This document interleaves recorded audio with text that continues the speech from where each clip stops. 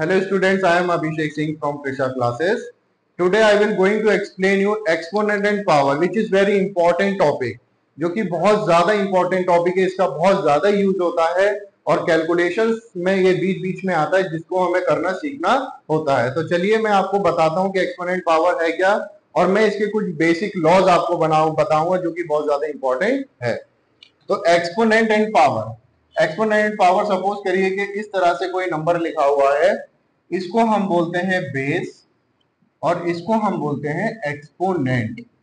Exponent भी बोल सकते हैं और हम इसको पावर भी बोल सकते हैं. तो ये हमारा बेस है, ये हमारा एक्सपोनेंट, या फिर हम इसको पावर कह सकते हैं. चलिए हम लॉ देखते हैं क्या हमारे बेसिक लॉज होते हैं. सबसे पहला लॉ, अगर बेस सेम हो और पावर अलग अलग हो और मल्टीप्लाई में लिखा हो. मैंने क्या बोला है कि बेस सेम हो, पावर अलग अलग हो और मल्टीप्लाई में हो, तो हमेशा पावर को हम लोग ऐड करते हैं. क्या करते हैं? पावर को ऐड करते हैं. एग्जांपल से समझते हैं. सपोज करिए कि 2 की पावर 5 मल्टीप्लाई 2 की पावर 6 लिखा हुआ है. तो यहां पे आप देखिए बेस कैसा है? सेम. और यहां पे क्या लगा हुआ है? मल्टीप्लाई. इट मीन्स हम इनके पावर को क्या करेंगे? ऐड करेंगे. इस तरह से. Clear students? चलिए सेकेंड रूल देखते हैं. अगर हमारा बेस सेम है, पावर अलग अलग है और डिवाइड है, तो यहां पे हम हमेशा पावर को क्या करेंगे? माइनस. एग्जांपल से समझते हैं. 3 की पावर 9 डिवाइडेड बाय 3 की पावर 6. अगर बेस सेम है तो हम पावर को क्या करेंगे? सब्ट्रैक्ट करेंगे, क्योंकि डिवाइड में. तो 3 की पावर यहां पे क्या होगा? 3. थर्ड रूल, किसी भी वेरिएबल या किसी भी नंबर की पावर 0 हो तो उसके आंसर हमेशा क्या आएगा? 1. मोस्टली स्टूडेंट्स इसी में गलती करते हैं कि वो इसकी जगह 0 लिख देते हैं. ये रॉन्ग है. चाहे कितना भी बड़ा नंबर होने दो, अगर पावर 0 है उसकी प्लेस पे 1 आएगा. चाहे कितना भी बड़ा वेरिएबल हो तब भी उसके प्लेस पे क्या आएगा? 1 आएगा. Clear students? स्क्रीनशॉट ले लीजिए, मैं आगे बढ़ता हूं. चलिए तो अब मैं आगे के लॉज बताता हूं कुछ.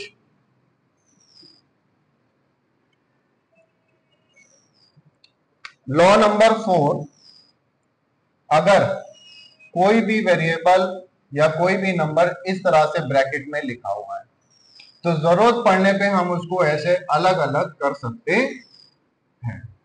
इस तरह से. यहाँ पे बेस अलग अलग है. सपोज करिए एग्जांपल में, जैसे 2 मल्टीप्लाई 3 की पावर 2. अगर हमें कुछ जरूरत पड़ रही है तो हम इनको क्या करेंगे? इस तरह से अलग अलग लिख सकते हैं. चलिए फिफ्थ रूल पे बढ़ते हैं. अगर यहां पे मल्टीप्लाई है और पावर अलग अलग है, बेस भी अलग अलग है. नहीं यार, यहाँ पे थोड़ा काट दूंगा मैं, थोड़ा सा काटना पड़ेगा. हाँ चलिए फिफ्थ रूल, अगर यहाँ पे इस तरह से लिखा हुआ है तो हम क्या करेंगे? जरूरत पड़ने पे हम इसको अलग अलग यहाँ पे लिख सकते हैं. एग्जाम्पल के तौर पे समझते हैं. सपोज करिए अगर 2/3 की पावर 5 है तो हम इसको 2 की पावर 5/3 की पावर 5 इस तरह से भी लिख सकते हैं. Clear students? चलिए स्क्रीनशॉट ले लीजिए, मैं आगे बढ़ता हूं.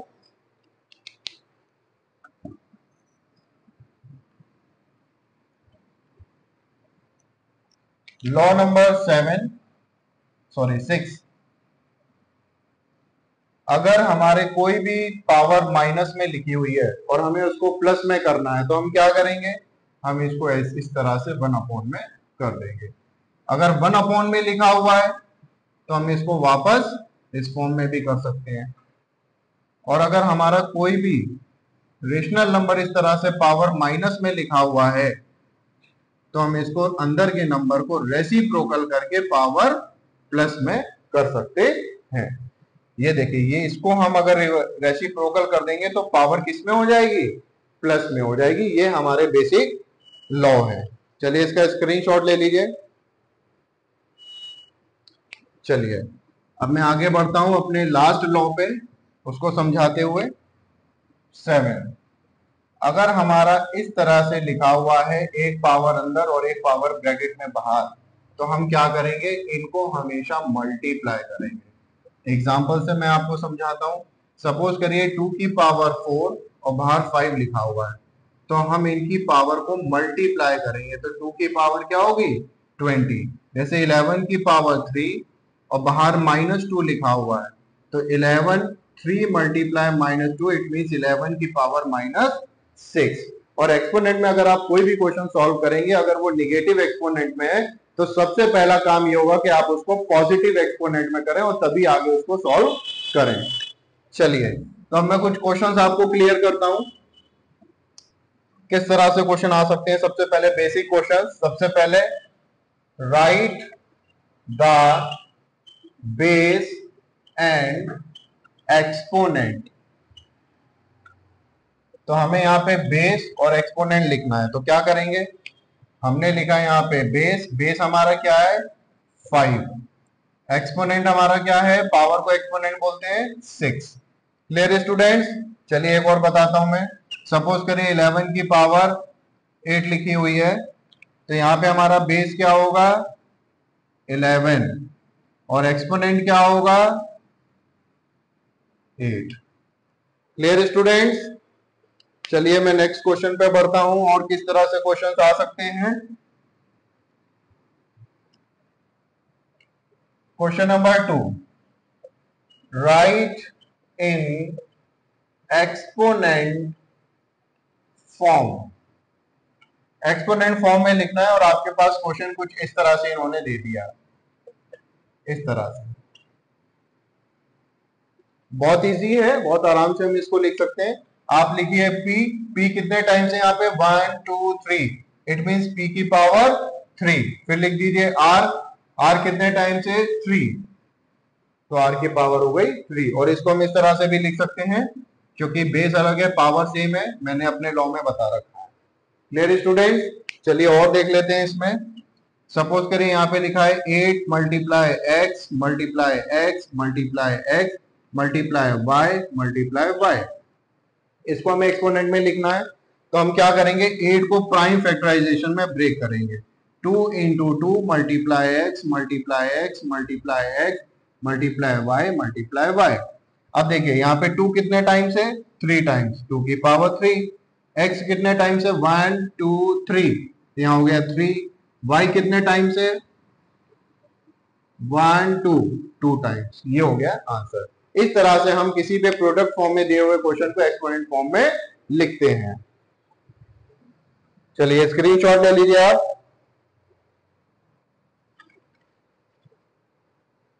चलिए मैं नेक्स्ट क्वेश्चन पे बढ़ता हूं, और किस तरह से क्वेश्चन इसमें आ सकते हैं। क्वेश्चन नंबर 3, राइट इन प्रोडक्ट फॉर्म।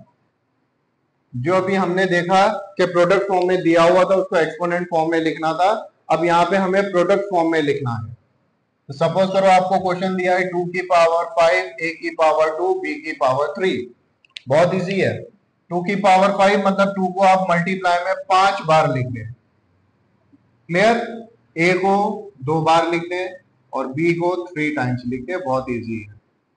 Clear students. चलिए क्वेश्चन और देख लेते हैं। जैसे कि मान लो हमें माइनस में दिया हो a की पावर 5 मल्टीप्लाई माइनस b की पावर 4, तो हमें यहाँ पे माइनस में 5 बार लिख देना है बस। Minus A minus A minus A minus A, 1 2 3 4 5 minus B minus B minus B minus B. तो इस तरह से हम प्रोडक्ट फॉर्म में लिखते हैं अगर एक्सपोनेंट फॉर्म में दिया हुआ हो। चलिए नेक्स्ट क्वेश्चन पे बढ़ते हैं।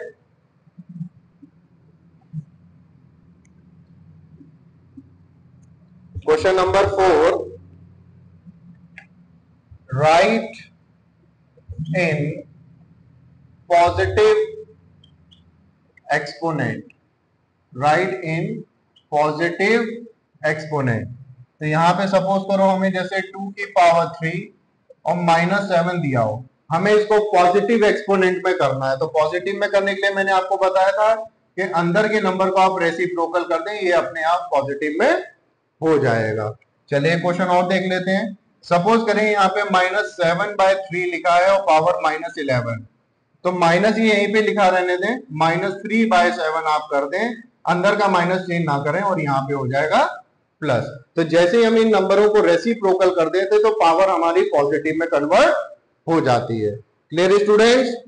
चलिए स्क्रीनशॉट ले लीजिए, मैं आगे बढ़ता हूं। चलिए, तो अब मैं आपको बताऊंगा कि हम एक्सपोनेंट के लॉ से क्वेश्चन को कैसे सॉल्व करते हैं।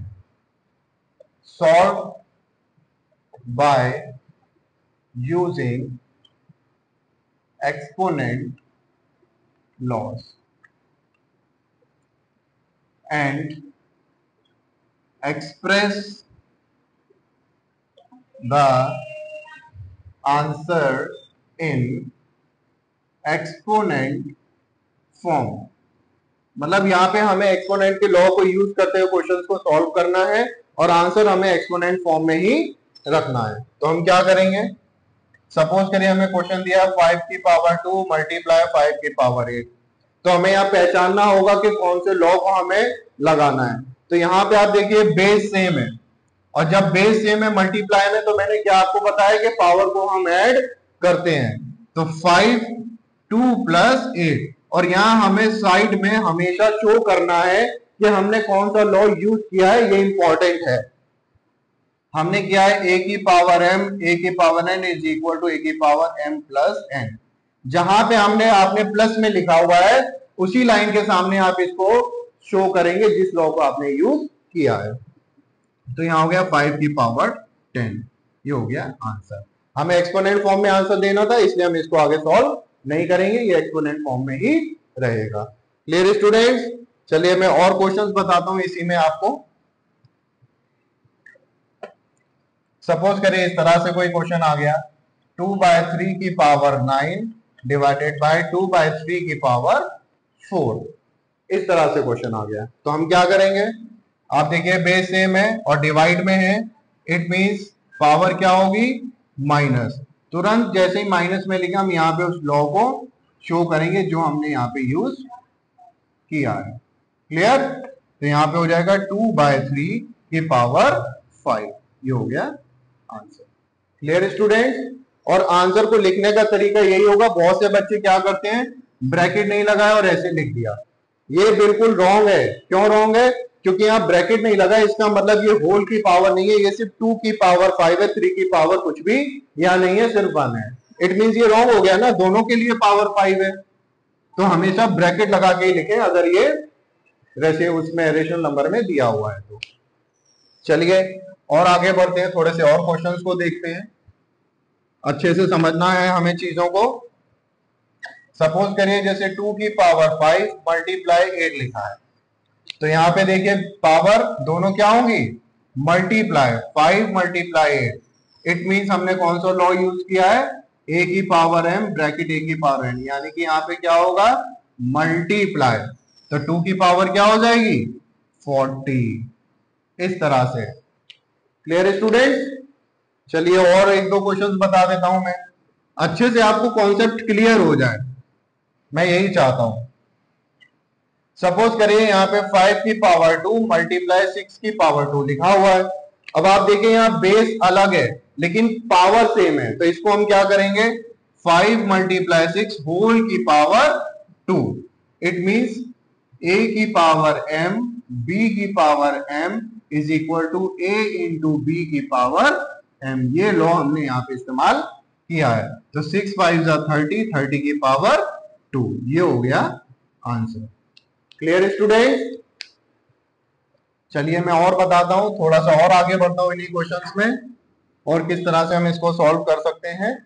सपोज करिए आपके पास कोई ऐसा क्वेश्चन आया कि 2 की पावर 6 डिवाइडेड बाय 2 की पावर 5 मल्टीप्लाई 2 की पावर 6, एक साथ डिवाइड भी आ गया और एक साथ मल्टीप्लाई भी आ गया, कोई बात नहीं, हम स्टेप बाय स्टेप इसको सॉल्व कर लेंगे। तो सबसे पहले हम इन दोनों को करेंगे, इनके बेस सेम है और पावर क्या होगी, माइनस, इसको हम एज इट इज यहाँ पे कॉपी कर देंगे। Clear students? तो अभी हमने यहाँ पे किसका लॉ यूज किया है, डिवाइड का, तो a माइनस m की पावर माइनस। तो यहाँ पे हो गया 2 1 मल्टीप्लाई 2 की पावर 6। अब यहाँ पे देखिए क्या है, अब मल्टीप्लाई में, तो मतलब हम मल्टीप्लाई में क्या करेंगे, पावर ऐड करते हैं। ये लॉ हमने यहाँ पे यूज किया, तो ये हो जाएगा a की पावर m प्लस n, तो ये हो गया 2 की पावर 7। बिल्कुल इसी तरीके से हम इसको सॉल्व स्टेप बाय स्टेप कर लेंगे। Clear students? चलिए और क्वेश्चन हम इसमें देख लेते हैं और किस तरह से आ सकते हैं।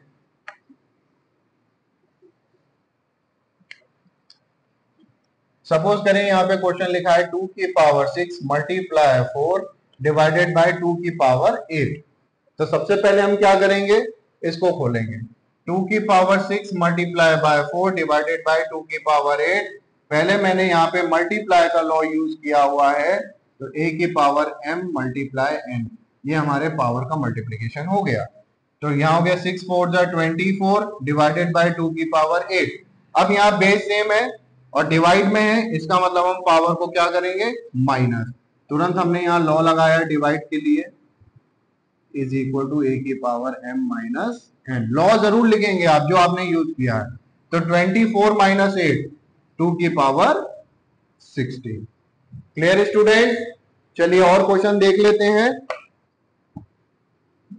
और किस तरह से क्वेश्चन आ सकते हैं जी। यहां पे लिखा है 3/2 की पावर 5 मल्टीप्लाई 2/3 की पावर -2। आप देख रहे हैं बेस हमारा सेम हो सकता है। कैसे सेम हो सकता है, अगर हम इसको रेसिप्रोकल कर दें। मैंने अभी आपको स्टार्टिंग में बताया था, किसी भी क्वेश्चन को सॉल्व करने के लिए अगर निगेटिव एक्सपोनेंट दिया है तो आप उसको सबसे पहले पॉजिटिव में कन्वर्ट करें। तो हम इसको पॉजिटिव में कन्वर्ट करते हैं। इसको मैंने एज इट इज ऐसे ही लिख दिया। इसको जब मैं कन्वर्ट करूंगा तो 3/2 की पावर -2 आ जाएगी, सॉरी +2 आ जाएगी। Clear student? अब देखिए यहाँ पे बेस सेम हो गया। जब बेस सेम हो गया तो हम यहाँ पे मल्टीप्लाई है तो पावर को क्या करेंगे, ऐड करेंगे, और यहाँ पे तुरंत हम लॉ लगा देंगे a की पावर m मल्टीप्लाई a की power n is equal to a की पावर m प्लस n। तो यहाँ पे हो गया 3/2 की पावर 7। Clear student? तो इस तरह के क्वेश्चंस होंगे, आपको यहाँ पे प्रैक्टिस करने होंगे, अच्छे से लॉ को लर्न करने होंगे। ये लॉ आपके हमेशा आपके दिमाग में रहने चाहिए क्वेश्चन को सॉल्व करते टाइम, उससे हमारे क्वेश्चन इजीली सॉल्व हो जाते हैं। तो चलिए अब मैं कुछ प्रैक्टिस क्वेश्चंस यहाँ पे लिख देता हूं, उसको आप प्रैक्टिस करिएगा।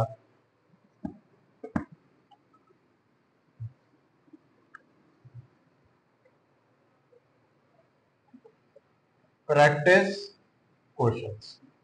सबसे पहला question, right the base and exponent.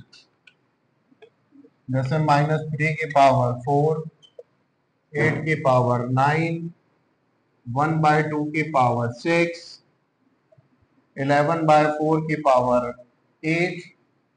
Question number 2, right in product form. हमें यहाँ पे प्रोडक्ट फॉर्म में लिखना है 5 की पावर 2, x की पावर 8, y की पावर 2, -5 की पावर 3, a की पावर 4, 8 की पावर 2, x की पावर 5, z की पावर 2, 11/2 की पावर 2, x की पावर 3, y की पावर 4। इन्हें हमें प्रोडक्ट फॉर्म में लिखना है। Third question, right in exponential form. Exponential form. Suppose करें हमें यहाँ पे दिया है 36 a की power a 36 multiply a multiply a multiply b multiply b। Question B, आप इसको प्राइम फैक्टराइजेशन में पहले करें। यहाँ पे लिखा है 8 multiply x multiply x multiply z multiply z multiply z multiply z, 24 multiply -a multiply -a multiply -a, 15 multiply a multiply a multiply B multiply C multiply C multiply C multiply C. तो ये कुछ question है जिसको आपको exponential form में लिखना है। चलिए इसका आप स्क्रीनशॉट ले लीजिए। अब मैं क्वेश्चन 4 लिख देता हूं जिसमें आपको लॉ इस्तेमाल करके यहां पे सॉल्व करना है। Question number 4, solve by using exponent laws and express the answer in exponential form। Exponential form में लिखना है। तो सपोज करिए जैसे लिखा है 2/3 की पावर 8 मल्टीप्लाई 2/3 की पावर 5, 11 की पावर 5 2, 5/7 की पावर 8 डिवाइडेड बाय 5/7 की पावर 2,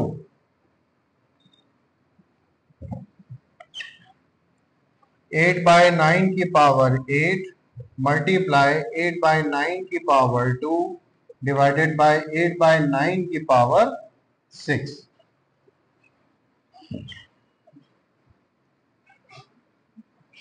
2 की पावर 6 मल्टीप्लाई 5 की पावर 6, 8/3 की पावर 2 डिवाइडेड बाय 3/8 की पावर -1, 4 की पावर 2 ब्रैकेट 5 मल्टीप्लाई 4 की पावर 7। तो इसका स्क्रीनशॉट ले लीजिए स्टूडेंट्स। इन क्वेश्चंस को आप प्रैक्टिस करिए अच्छे से और एक्सपोनेंट के लॉ को हमेशा अपने माइंड में सेट कर लीजिए क्योंकि वो बहुत यूजफुल है और अच्छे से इनको आप प्रैक्टिस करिए। अगर कोई भी क्वेश्चन या मेरा कोई भी एक्सप्लेनेशन आपको नहीं समझ में आता है तो आप मेरे कमेंट सेक्शन में मुझे कमेंट करके बता सकते हैं। Thank you students, all the best.